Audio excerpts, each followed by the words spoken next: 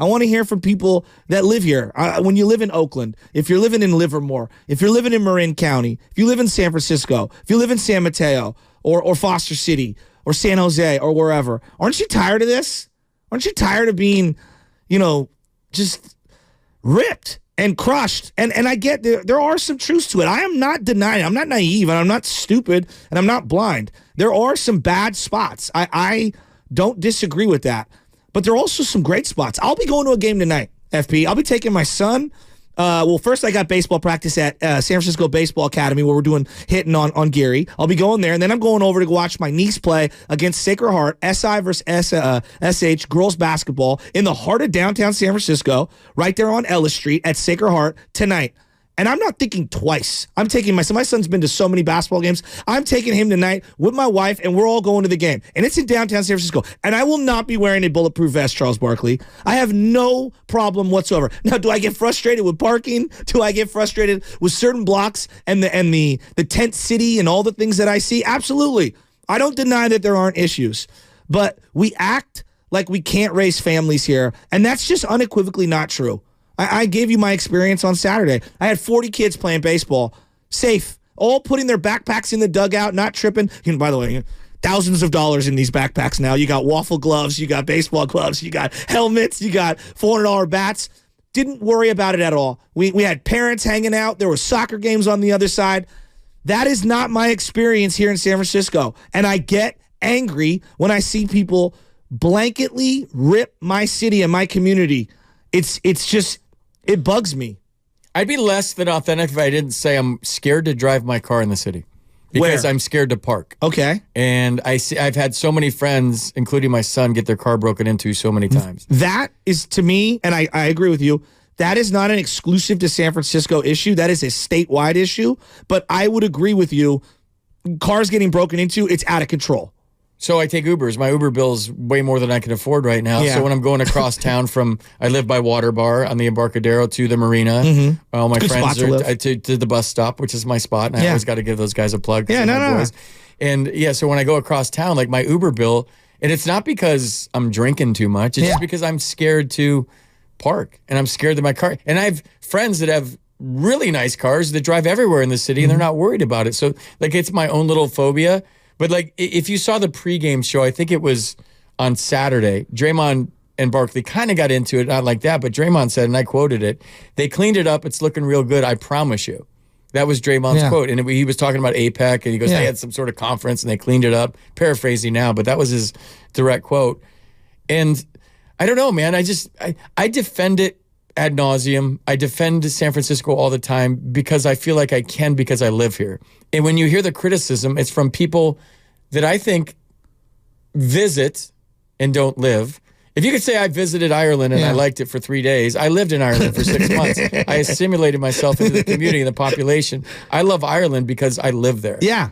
If you visit San Francisco or you watch the clips on CNN or you watch the clips on BBC and you see they show, what is it, United Nations Plaza. Yeah. And that's what they always cut to. And they don't show the other things. Like every city has their warts. Every city has problems right now. And it's all post-COVID. I don't like the perception right now. And I don't know how you change it. I know some groups, and I don't want to name their names on air, that it's a bunch of rich people that meet every couple of weeks and throw big elaborate parties and they want to change the perception of San Francisco. But what are they really doing? They're just throwing parties to say like, yeah, it sucks. Yeah, it sucks. We should change it. We should change it. Let's get drunk. Let's have another party. And they're really doing nothing. So like to me, I see people cleaning up garbage on the Embarcadero. Yeah. I see people like actually getting out there. And for me to sit here and say that it's getting a bad rap and myself not doing anything about it, then I'm part of the problem and not part of the solution. Like if I'm going to sit here and bitch about the perception, then I need to get out there on the streets and do something. I'm not working right now. I'm unemployed. Like I should be part of the solution. Part of the solution isn't getting dressed up and going to a fancy restaurant that I agree and having 5 martinis and saying we should do something about it. Part of the solution is if you care this much about the city, then like roll up your sleeves and do something about it. And I haven't. Yeah. So I am part of the problem and not part of the solution. Look, FP, we got a lot of people on hold, and I'm going to get to everybody. 888-957-9570. We're getting an all-star game in a year. and it's coming to Chase Center. And kudos to Draymond Green for defending our city. He said more in one sentence than a lot of these teams have in terms of defending the city, and I appreciated that. Like, and Draymond is not somebody that I align with on everything. Trust me, I have ripped Draymond left and right. There's things that I love, there's things that I hate. But seeing him defend it, I was like, damn, I wish Farhan, when he's pitching it to free agents, would defend our city in that same manner. But the one thing that I will say is, Farhan, you're a loser. I grew up. I wouldn't go that far. Who said that? That was one of our callers. All right.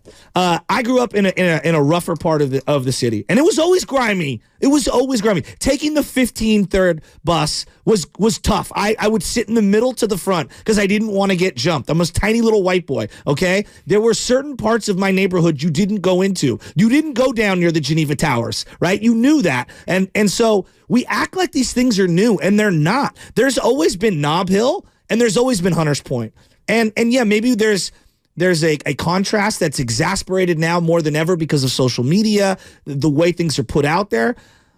But to me, my experience is what I've made it. And this is where I want to keep my family. And you're talking about what do you do for the city? I coach and I volunteer because I know a lot of these parents that are working 2 jobs can't do that. And these kids that want to stay in this city need fun, safe after-school activities, and that's why I'm trying to provide them free ones too, and so I'm trying my best to be a bastion of hope and of goodwill for the city, and I'm just one person, and I'm sick and tired when I see someone like Charles Barkley rip from afar my city that I care about, that I'm rolling my sleeves up to try to help. So let's keep this conversation going. Let's go to Robin in San Francisco. Robin, step right up, no waiting. You're talking to FP, filling in for Bonte and Shasky. What'd you think of Barkley's comments? Oh, Sam's on the phone. 1 second. Sam, can you pull up Robin, please, for me, buddy? Pull up Robin. I don't know how to pull her up. I apologize. I'm new to the board. Robin, step right up. What'd you think of Barkley's comments? Can you hear me, Sugar? I can now. Okay, so here's the deal. Homelessness, I wish I was in front of him.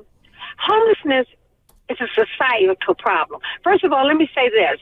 I'm joking, but maybe I'm not because I don't do politics anymore. But I think that we got the bad rap not because of bad baseball players, because it's all political. Agreed. They all hate Barbara Boxer. They hate Barbara Boxer, and particularly I live in her district. Is she still there? I guess she's not there. Let's go to Shaka in Berkeley. Shaka, step right up, no waiting. Charles Barkley ripped our community again. What did you think about it? Man, that was a slight, man.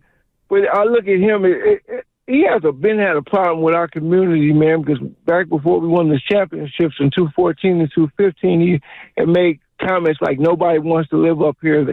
Everybody wants to move to L.A. So it definitely, goes back to Chris Webber and them making a commercial about him way back in the 90s, and he coming and scored 50 points in the playoffs. Then us getting over and winning those championships in his face when he said we couldn't do it. Totally. But as far as what I believe, man, as we as a generation, we need to step up and address the problem that we live in. The second highest market in the Bay Area. It's like, I think only higher is probably New York. And that's a real close, tight race. Shaka, we should just come together in the Bay Area, man, and just help clean it up. We owe that to ourselves. Yeah, Shaka, it's a great call. FP, I'll reveal a little about myself. Like, we've got a lot of addicts in my family. Like, that's what it is. And, I've lost family members in the streets of San Francisco, literally choosing to be homeless and with the drug, lifestyle over seeking help. And there was tons of help to be sought. And we put them in Harbor Lights. We put them in a lot of different avenues and stuff. And there was a mental component where I clearly believe that this individual in our family, he had a broken soul, mentally. And we didn't, as a society, have infrastructure in place to help him mentally. And then there was also the drug aspect of it. I walk by people every single day in this city, and I say to myself, you think it's the city of San Francisco's duty to try to help every one of these people? That's very difficult. It's easy to say, okay? It's easy to blame politicians and say, you're voting for these people. It's much harder when that's your family member out there living, and they have, over a repeated long period of time, chosen the lifestyle and the drugs over help and there was help out there, and there was a lot of infrastructure. I know we could argue about how much those things are funded, where's the money really going, all of those things. But I've lost people in these streets. I got friends and immediate family members, and I also have family and friends that have been arrested, that sought help, like my uncle, and has changed his life, and is one of the best people I know, and is a bastion of hope of what you can become if you choose it. And I truly believe, as we talk about San Francisco, it's as much a societal issue, and our lack of empathy and caring for the mental as well as the metaphysical and the chemical dependencies that all of these people are going through. Because I'm walking around, and FP, it's not as simple as, well, get into rehab. It's much deeper than that. And I'm telling you from like my life story. And so when I hear Charles Barkley talk about homelessness and my city and how, criminally riddled it is, it bugs me because I've lost someone to that lifestyle. And dude, I tried everything I could to help that person. Everything I could to help my other buddies, and they've rejected me at every single turn. And so to say like it's just so easy, it's not. And clearly you're speaking, I'm talking Barkley, from a place of privilege where you haven't had to deal with a family member in that situation. Dude, I'm sorry I had to go through that, man. That's a heartfelt story. Thanks for your honesty and sharing that with us. FP, this is the reality. It is what it is. And I think that, like, whether we're talking about Oakland, San Francisco, Santa Rosa, we all have someone in our life that we've tried to help who's like rejected our help. And you're like, damn, like they've chosen that lifestyle. You know what I mean? I do. And I'm sorry I had to go through that, dude. That's awful. And I hope that nobody ever has to go through that. The person themselves that's in your family, that's a tough story. The one thing I would say, Joe, is I lived in the nation's capital for 11 years. I stay away from politics. It's just kind of my thing. I don't stick my head in the sand by any means. Yeah. But like when it pertains to sports, and when the perception of our city is affecting whether the Giants can sign a free agent, whether it's affecting, it doesn't seem to affect the Warriors at all. And athletes are so in a bubble. Yeah. Like, dude, we just go to the ballpark. We have our little world. We don't follow politics, nor do we care about politics. We care about winning. We care about being a good bro to our teammates. We care about a parade and winning a championship, a contract. So, like, a lot of athletes, I think today's athlete is more in touch with the world than maybe we were because of social media and because of all the exposure.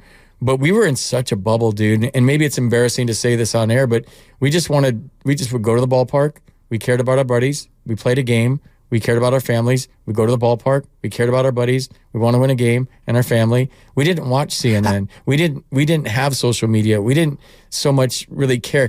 Like, if you did vote and you were an athlete back in the day, you voted on who was not going to take the taxes out of your paycheck. Which is what most people voted. But we just weren't educated in it. Yeah. So I chose, when I lived in the nation's capital, and you can do the drip thing here, and I'm going to I love this. With this is senators and congressmen, and I'm getting to know these people, and they're all coming to games, and I had the luxury of Supreme Court justices become fans because they listened every day.